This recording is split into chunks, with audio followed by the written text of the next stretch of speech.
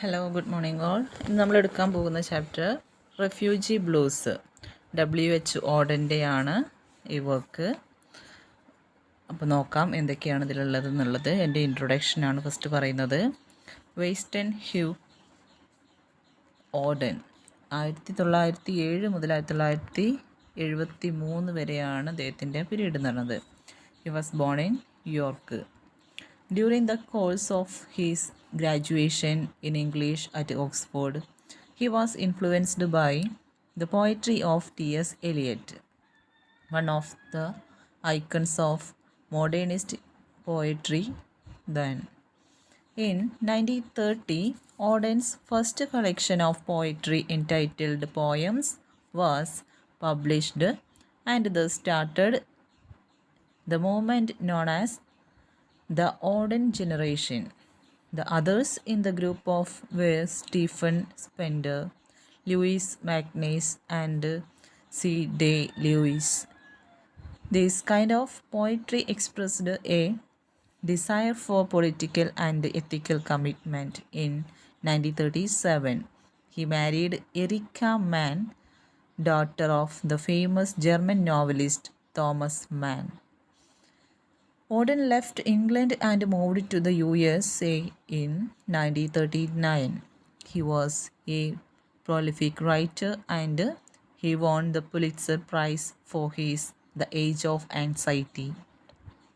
In 1956, he came back to England. In 1958, he moved to Austria and settled in a village near Vienna. There he died of a heart attack in 1973. Auden has written many memorable poems.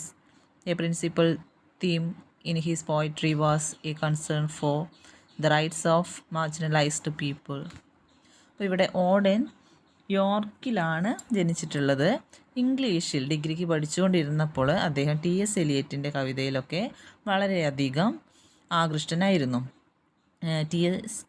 Eliot എന്ന് പറയുന്നത് modernist പോയട്രിയുടെ ഒരു വലിയ ഒരു ബിംബം തന്നെയായിരുന്നു. 1930 poems എന്ന് പേരിട്ടുള്ള അദ്ദേഹത്തിൻ്റെ കവിതാ സമാഹാരം പ്രസിദ്ധീകരിച്ചുകൊണ്ട് അദ്ദേഹം ദി ഓഡൻ ജനറേഷന് തുടക്കമിട്ടു.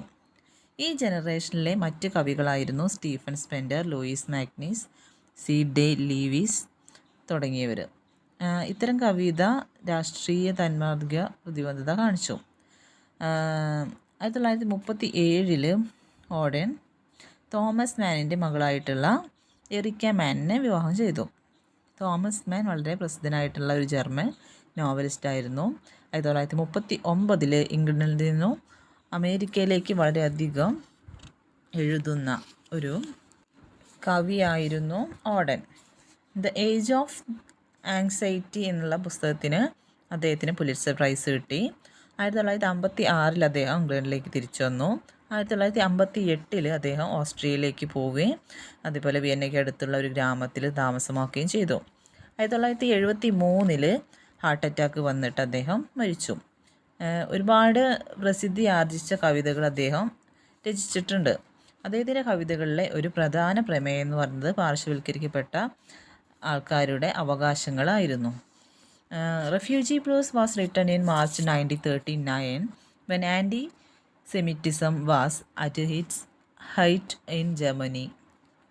It laments the sad plight of the Jews who were threatened to leave the country before the Holocaust. When the Jews sought asylum in other countries, there was indifference and antagonism against them.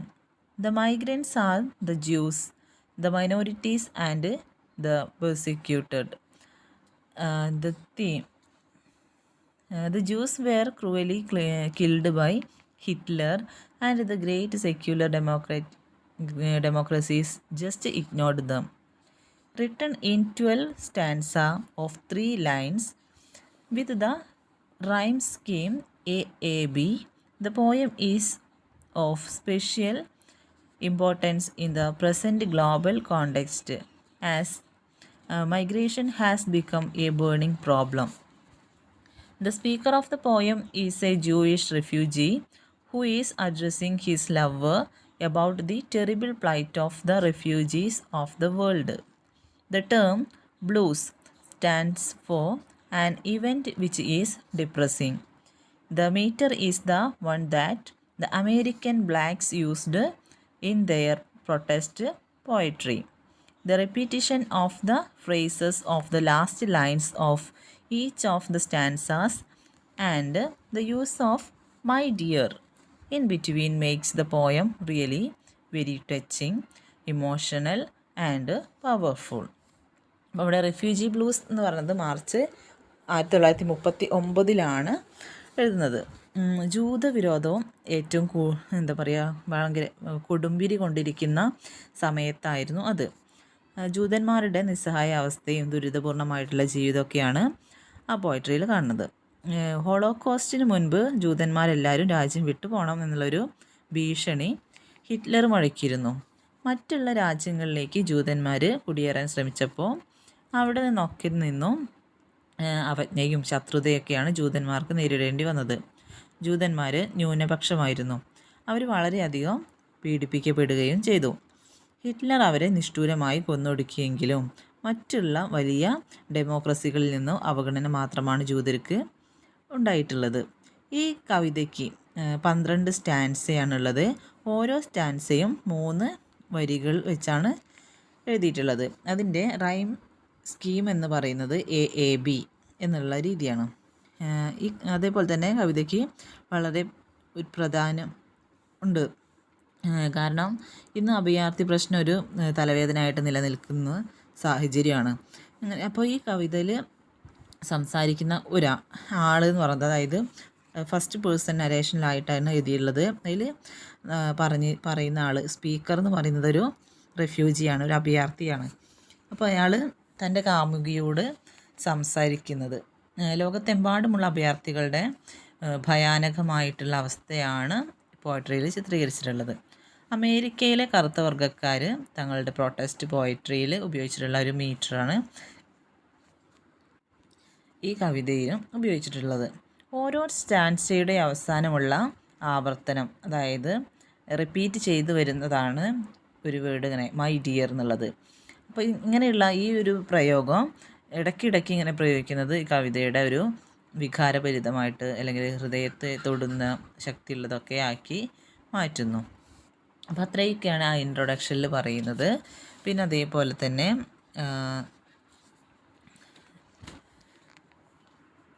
ഇതിൻ്റെ text, അതായത് poetry എന്താണെന്നുള്ളത് poetry just ഒന്ന് വായിക്കാം, എന്നിട്ട് അതിൻ്റെ meaning പറയാം.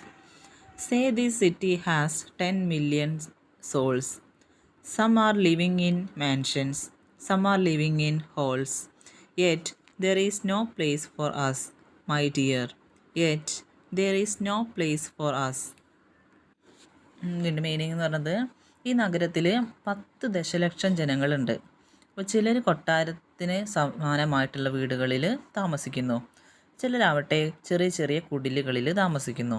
പക്ഷേ എൻ്റെ പ്രിയതമേ എന്നാണ് വിളിക്കുന്നത്, മൈ ഡിയർ, നമ്മൾക്ക് താമസിക്കാൻ ഒരിടവും ഇല്ല.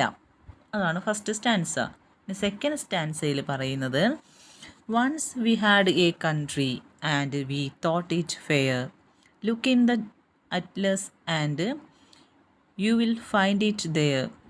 V cannot go there now, my dear, we cannot go there now. അപ്പോൾ ഒരിക്കൽ നമുക്കൊരു രാജ്യമുണ്ടായിരുന്നു, അത് നല്ലതാണെന്ന് നമ്മൾ കരുതി. ഭൂപടത്തിൽ ഇപ്പോഴും അതുണ്ട്, പക്ഷേ നമുക്കവിടെ പോവാൻ പറ്റില്ല. വീണ്ടും റിപ്പീറ്റ് ചെയ്ത് വരികയാണത്, we cannot go there now, നമുക്കിപ്പോൾ അവിടെ പോവാൻ പറ്റില്ല. അടുത്ത stanza, in the village churchyard there grows an old yew. Every spring it blossoms anew. Old passports can't do that, my dear. Old passport can't do that. ഗ്രാമത്തിൽ പള്ളി മുറ്റത്ത് ഒരു പഴയ യൂട്രീ നിൽപ്പുണ്ട്. അപ്പോൾ എല്ലാ കൊല്ലവും പൂക്കൾ വന്ന് അതിനെ പുതിയതാക്കി മാറ്റുന്നു. പക്ഷേ നമ്മുടെ പാസ്പോർട്ടുകൾ നമുക്ക് പുതിയതാക്കാൻ, നവീകരിക്കാൻ പറ്റുന്നില്ല.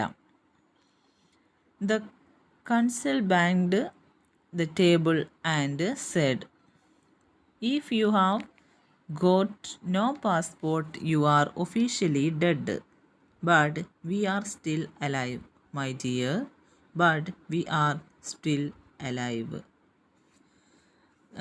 അപ്പോൾ കോൺസ്യൂൾ മേശയിന്മേൽ അടച്ചിട്ട് പറഞ്ഞു, നിങ്ങൾക്ക് പാസ്പോർട്ട് ഇല്ലെങ്കിൽ നിങ്ങൾ ഔദ്യോഗികമായിട്ട് മരിച്ചു എന്നാണ് അർത്ഥം.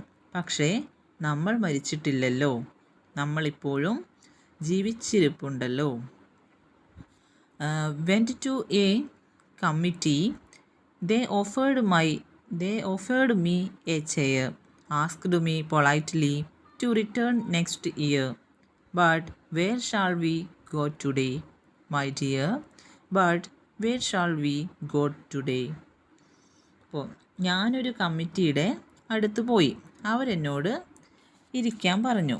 എന്നിട്ട് അവർ പറഞ്ഞു, അടുത്ത കൊല്ലം തിരികെ ചെല്ലാൻ. പക്ഷെ നമ്മളിന്ന് എങ്ങോട്ട് പോകും? Came to a public meeting. The speaker got up and said, "If we let them in, they will steal our daily bread." He was talking of you and me, my dear. He was talking of you and me. ഒരു പൊതുസമ്മേളനത്തിൽ ഒരു പ്രാസംഗികൻ എഴുന്നേറ്റ് നിന്നുകൊണ്ട് പറഞ്ഞു, നമ്മൾ അവരെ വരാൻ അനുവദിച്ചാൽ നമ്മുടെ ഒപ്പം അവർ മോഷ്ടിച്ച് കൊണ്ടുപോകും. എന്നുവെച്ചാൽ നമ്മളെ ഫുഡ് അവർ മോഷ്ടിച്ച് കൊണ്ടുപോകും. നമ്മളെ പറ്റിയാണ് പ്രിയതമേ അയാൾ പറഞ്ഞത്. നമ്മളെ പറ്റിയാണ് പ്രിയതമേ അയാൾ പറഞ്ഞത്. Thought I heard the thunder rumbling in the sky. It was Hitler over Europe saying they must die. Oh, we were in his mind, my dear. Oh, we were in his mind. ആകാശത്തിൽ ഒരു ഇടിമുഴക്കം ഉണ്ടാകുന്നത് ഞാൻ കേട്ടു. യൂറോപ്പിൽ മുഴുവൻ പടർന്ന ഹിറ്റ്ലറിൻ്റെ സ്വരമായിരുന്നു അത്. അയാൾ പറഞ്ഞത് അവർ മരിക്കണം എന്നാണ്. എൻ്റെ പ്രിയതമേ, നമ്മളായിരുന്നു അയാളുടെ മനസ്സിൽ. എൻ്റെ പ്രിയതമേ, നമ്മളായിരുന്നു അയാളുടെ മനസ്സിൽ. So, a poodle in a jacket fastened with a pin. So, a door opened and a cat let in. But they weren't German Jews, my dear. But they weren't German Jews.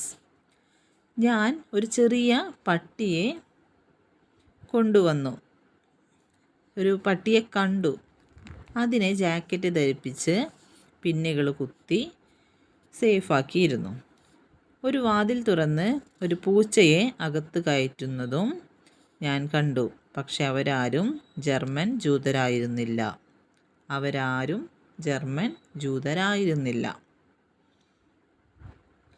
Went down the harbor and stood upon the quay. Saw the fish swimming as if they were free. Only 10 feet away, my dear. Only 10 feet away. ഞാനൊരു തുറമുഖത്ത് പോയി. അവിടെ മേടയിൽ നിന്നു. അവിടെ ഞാൻ മീനുകൾ നീന്തി നടക്കുന്നത് കണ്ടു. അവ വളരെ സ്വതന്ത്രമായിരുന്നു. എന്നിൽ നിന്നും 10 അടി മാത്രം ദൂരെയായിരുന്നു അവ. പ്രിയതമേ, only 10 feet away. Walked through a wood. Saw the birds in the trees. They had no politicians and sang at their ease.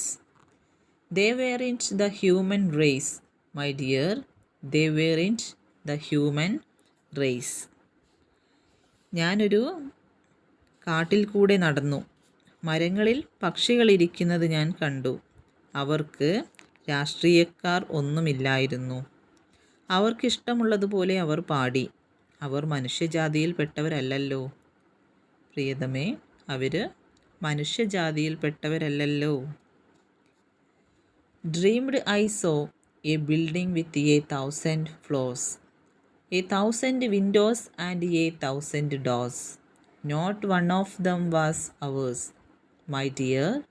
Not one of them was ours.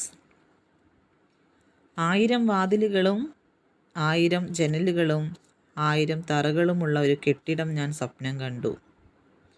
പക്ഷേ അതിലൊന്നു പോലും നമ്മുടേതായിരുന്നില്ല.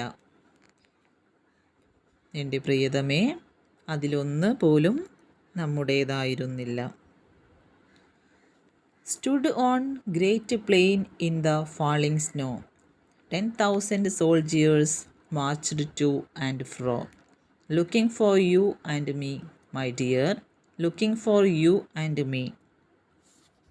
ഞാനൊരു മഞ്ഞു വീണുകൊണ്ടിരിക്കുന്ന ഒരു വലിയ സമതലത്തിൽ നിൽക്കുകയായിരുന്നു. 10,000 പട്ടാളക്കാർ അങ്ങോട്ടും ഇങ്ങോട്ടും മാർച്ച് ചെയ്യുന്നു.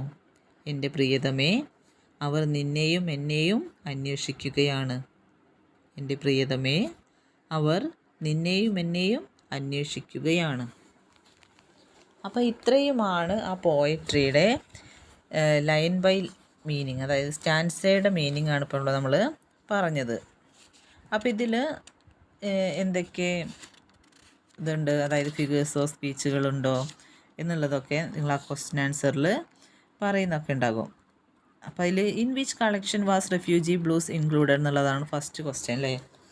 അതായത് റെഫ്യൂജി ബ്ലൂസ് ഏത് സമാഹാരത്തിലാണ് ഉൾപ്പെടുത്തിയിരുന്നത് എന്നുള്ളത്. അത് അദ്ദേഹത്തിൻ്റെ 10 സോങ്സ് എന്നുള്ള സമാഹാരത്തിലാണ്. അതേപോലെ which 3 blossoms every spring anew in Auden's poem. ഓഡൻ്റെ കവിതയിൽ അത് ഏത് മരമാണ് എല്ലാ വർഷവും പൂക്കുന്നത്, അതായത് yew. They had no politicians and sang at their ease. അപ്പോൾ ഇവിടെ ഒരു പൊളിറ്റീഷ്യനും അവിടെ ഇല്ലയെന്ന് പറഞ്ഞില്ലേ. അപ്പോൾ ആരാണ് അവർ, ആർക്കാണ് അങ്ങനെയുള്ള ഒരിത് ഇല്ലാത്തത്? The birds. Who said to the narrator if you have got no passport you are officially dead. അപ്പോൾ ആരാണ് നരേറ്ററിനോട് ഇങ്ങനെ പറഞ്ഞത് എന്നുള്ളത്? നിങ്ങൾക്ക് പാസ്പോർട്ട് ഇല്ലെങ്കിൽ നിങ്ങൾ ഔദ്യോഗികമായി മരിച്ചു എന്ന് പറഞ്ഞത് ദ കോൺസ്റ്റബിളാണ് പറഞ്ഞത്. പിന്നെ അതേപോലെ answer the following questions in a സെൻറ്റൻസോ 2 ഉണ്ട്. അതിൽ what is the context of the poem refugee blues. Refugee ബ്ലൂസിൻ്റെ എഴുതാനുള്ള സന്ദർഭം എന്താണെന്നാണ്. Refugee blues was written in March 1939 when anti-Semitism was at its height in Germany. It laments the sad plight of the Jews who were threatened to leave the country before the Holocaust. അപ്പോൾ അതായത് 1939 എഴുതിയെന്ന് പറഞ്ഞു. അതേപോലെ തന്നെ ജൂതവിരുദ്ധ വികാരമാണ് ജർമ്മനിയിൽ അതിൻ്റെ ഉയർന്ന ഏറ്റവും ഉച്ചസ്ഥായിൽ നിൽക്കുന്ന സമയത്തായിരുന്നു ഇത് എഴുതിയത്. ഓക്കെ, അതായത് ജൂത ആൻറ്റിസെമിറ്റിസം. ഓക്കെ, അതേപോലെ തന്നെ ഹോളോകോസ്റ്റിന് മുമ്പ് രാജ്യം വിട്ടു പോകാൻ ഹിറ്റ്ലർ പറഞ്ഞിരുന്നു. അപ്പോൾ ആ ഭീഷണിപ്പെടുത്തിയിരുന്നു. അതേപോലെ അപ്പോൾ ഉള്ള ആ ജൂതന്മാരുടെ അവസ്ഥയാണ് കവിതയിൽ പറയുന്നത്. അതുപോലെ next question, what makes the poet state that there was no place for him and his beloved. അപ്പോൾ തനിക്കും പ്രിയതമയ്ക്കും ഒരു സ്ഥലവുമില്ല എന്ന് കവി പറയുക. കാരണം എന്താണെന്ന്?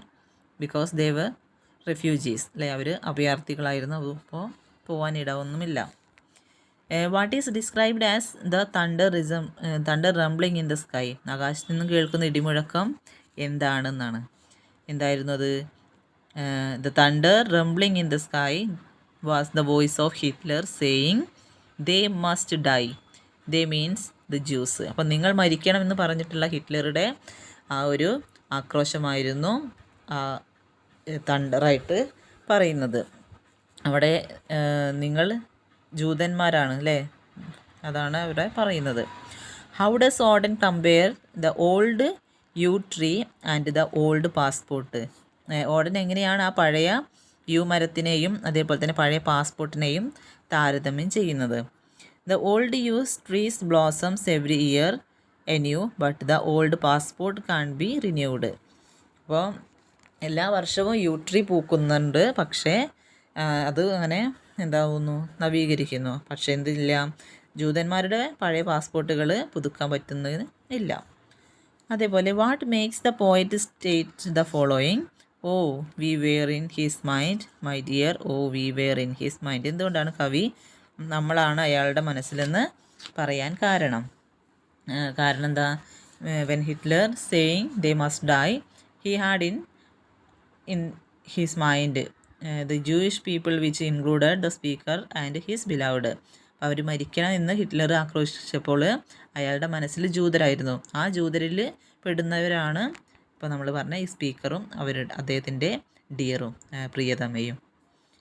Explain if we let them in they will steal our daily bread. അപ്പോൾ നമ്മൾ അവരെ വരാൻ അനുവദിച്ചാൽ അവർ നമ്മുടെ ഫുഡ് മോഷ്ടിക്കും എന്ന് പറഞ്ഞില്ലേ? അതെന്താണെന്നുള്ളത് എക്സ്പ്ലെയിൻ ചെയ്യാനാണ്.